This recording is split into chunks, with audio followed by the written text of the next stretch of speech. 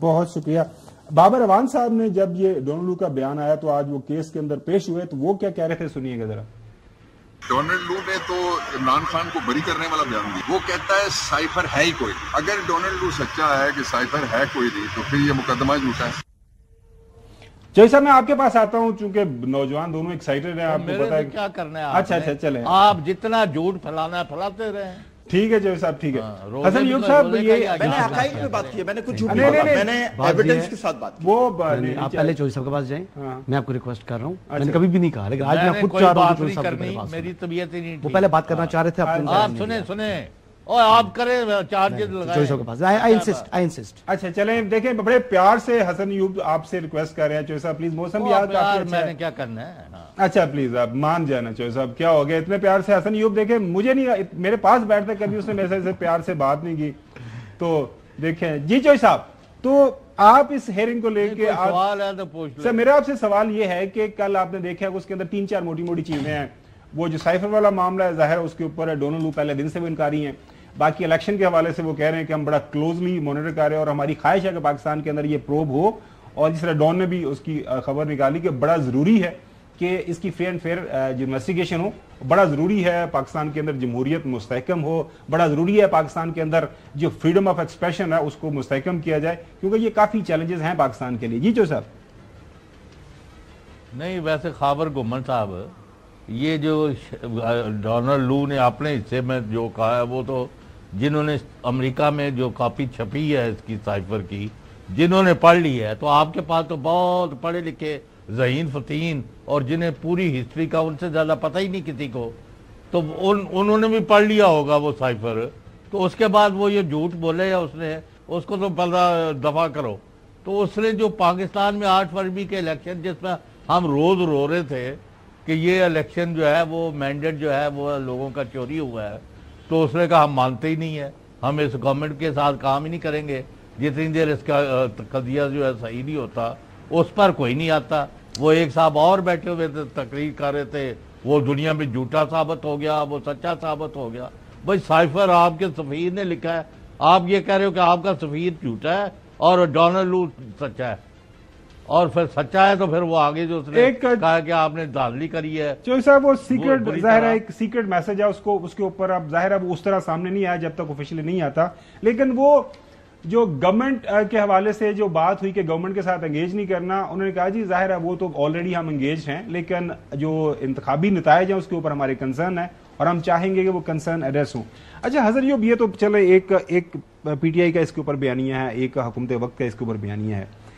میں جو بحثیت پاکستانی میں نے جب وہ ساری ہیئرنگ دیکھی, میں نے کہا ظاہر ایک ملک ہے, اس کا ایک شخص ہے آج جو ایلن مسک, آپ کے خواب میں آ کے نہیں خاور صاحب انہوں نے کہا میں پیوٹن کی طرح صدر بننا چاہتا ہوں. جی ہم تو رات دن ایسے لوگوں سے ملتے ہیں, ہمیں تو انہوں نے کبھی اس طرح کی بات نہیں کی. ان کو کراچی میں جا کے ان کو انہوں نے بتایا میرا اصل میں یہ پلان ہے. کبھی میں آپ کے پاس ثابت کر دیتا ہوں, میں ثابت کر دیتا ہوں, میں ثابت کر دوں گا, آپ کو میں ٹائم دوں گا. ثابت کہاں سے کریں گے, میں مل کے آتا ہوں, اب مجھے پتا نہیں ہے, آپ کو پتا ہے. When did you last meet? میں ثابت کروں گا. اچھا آگے بڑھتے دیکھیں رائے ہے, آپ نے رائے میں ثابت کرواتا ہوں. چوہی صاحب دیکھیں آج میں دیکھ رہا تھا وہ ایلن مسک جو ہے وہ ایک بار پھر امریکہ کا جو ہے سب سے امیر شخص بن گیا, اور اس کی جو اثاثے ہیں 192 ارب ڈالر کے ہیں. ہمارے پاس ظاہر 8-10 ارب ہے, تو ایک بڑا ملک ہے, اور وہاں پہ اثاثے ہمارے بھی زیادہ ہیں, ٹریلینز آف ڈالرز میں پہنچ جائیں گے اگر چلے جائیں تو پورے ملک کے ساتھ. انڈیویجول کی بات ہے, انڈیویجول تو کسی کے پاس وہاں پہ تو ایک کمپنی پتہ نہیں. میں صرف یہ بات کر رہا ہوں کہ دیکھیں اب یہ ہے کہ چونکہ ہم ایک تھرڈ ورلڈ کنٹری ہے نا, ہمیں ضرورت ہے, ہمیں آئی ایم ایف کی ضرورت ہے, ہمیں ہر وقت پیسوں کی ضرورت ہے, تو ہمیں سننی پڑتی ہیں.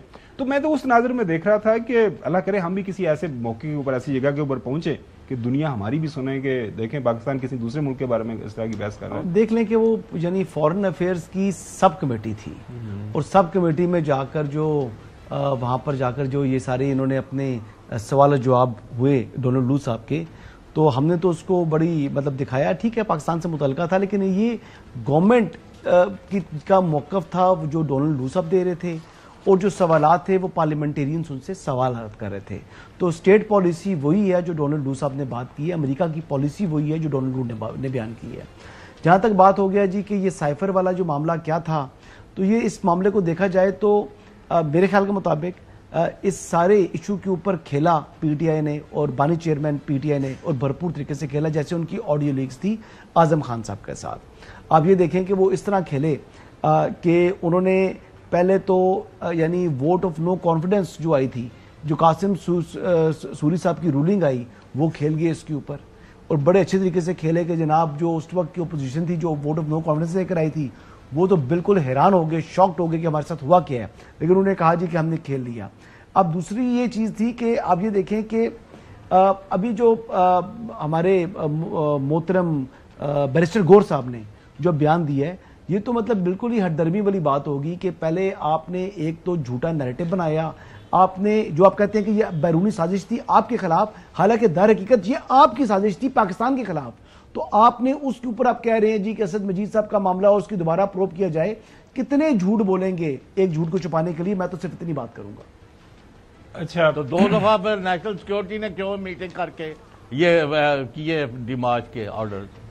چودھری غلام حسین صاحب, میری I cannot recall exactly کہ was it December 2021 اور was it January 2022, یعنی دسمبر 2021 یا جنوری 2022 کو بائی لائن چھپی ہوئی ہے ایئر وائی کے اوپر کہ نواز شریف صاحب نے گرین سگنل دے دیا ہے ووٹ آف نو کانفیڈنس کے لیے. تو یہ اگر آپ دیکھ لیں تو یہ تو جا کر یہ جو سائفر آتا ہے یہ تو مارچ میں غالباً آیا ہے, یہ مارچ میں آیا ہے, اس کے اوپر میری جنوری میں یا دسمبر کی خبر ہے, 4-5 ماہ پہلے کی. اور وہ کہتے ہیں کہ کیوں کہ اب ان کا موقف کیا ہے نا, آپ یہ بات سمجھیں کہ خان صاحب کہتے ہیں کیونکہ میں رشیا سے سستا آئل خرید رہا تھا, میں سستا تیل خریدنا چاہ رہا تھا, اس وجہ سے میرے خلاف سازش ہوئی. اچھا نہیں, سوال وہ یہ کہہ رہے ہیں کہ وہ جو ایک نیشنل سیکورٹی کمیٹی کی میٹنگ ہوئی تھی نا, اس کے اندر سب سارے لوگ بیٹھے, ان کے سامنے وہ رکھا گیا بیان, وہ یہ تھا کہ امریکہ کی طرف سے پاکستان کے جو اندرونی معاملات کے اندر جو ہے نا ایک بلیٹنٹ انٹرفیئرنس ہوئی ہے, ٹھیک ہے نا, اور اس کے جواب میں جو ڈیمارچ ایشو کیا گیا وہ بھی پتا ہے. لیکن اس کے اوپر چوہدری صاحب مسئلہ یہ ہے کہ یہ بہت ساری جو سیکرٹ آپس میں میسیجنگ ہوتی ہے, اب یہ تو پریس ریلیز ہے اور ایبسولوٹلی ناٹ, میں نے کہہ دیا کہ بھئی یہ بات ہے, تو نیریٹو تو پالیٹکس یہ بیچا گیا نا. آگے بڑھتے ہیں اگلی سٹوری کی طرف چلتے ہیں. لیکن یہ ہے بڑا سکسیس, یہ جو انہوں نے منجن بیچا ایبسولوٹ ناٹ والا, میرے خیال سے اس پر کتاب لکھی جائے گی. کہ ناکام ترین حکومت نے اپنی دوبارہ پھر پاپولیرٹی.